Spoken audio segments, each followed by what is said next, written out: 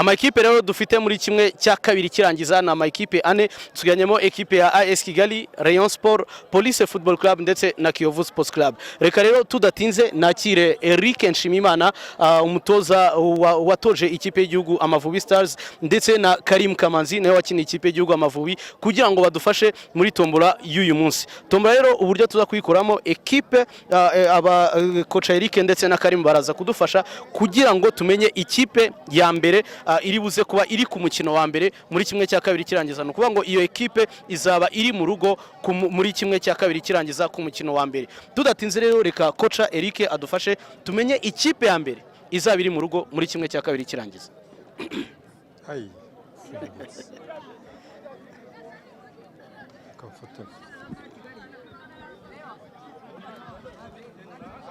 Reka turebe ikipe izaba iri mu rugo ku mukino wa mbere muri kimwe cya kabiri kirangiza igikombe cy'amahoro 2019. AS Kigali. AS Kigali izaba iri mu rugo muri kimwe cya kabiri kirangiza ku mukino wa mbere. Reka turebe ikipe ya AS Kigali izahura nande muri kimwe cya kabiri kirangiza kuri uyu mukino wa mbere. Karim Kamanzi aradufasha kugira ngo turebe AS Kigali izahura nande. Karim agiye kuturebera ikipe ya AS Kigali izahura nande muri kimwe cya kabiri kirangiza.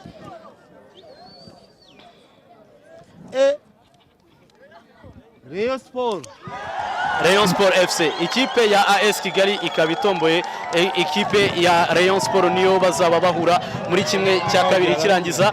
Ekipe ebyiri zisigaye ni Kiyovu ndetse na Police. Reka turebe izaba iri mu rugo hagati ya Kiyovu na Police niye. Turebe ikipe izabanza mu rugo hagati ya Kiyovu ndetse na Police. Kiyovu FC. Kiyovu Sports Club izaba iri mu rugo muri kimwe cya kabiri kirangiza niyo izabanza mu rugo hanyuma izasure ikipe ya Police FC. Police FC izasura Kiyovu Sport mu mukino ubanza hanyuma bakine umukino wo kwishyura.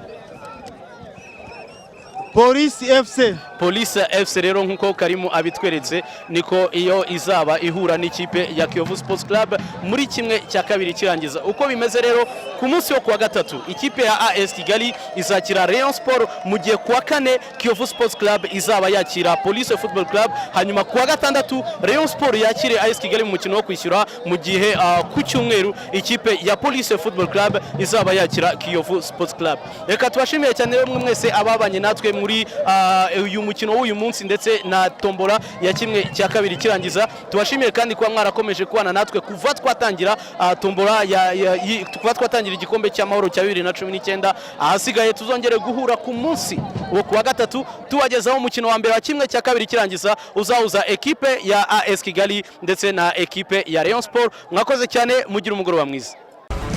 Guri fatabuguzi rikunogeye aho uri hose mu gihugu ukoresheje MTN Mobile Money, Tigo Cash, Airtel Money cyangwa ugana abaduhagarariye mu gihugu hose.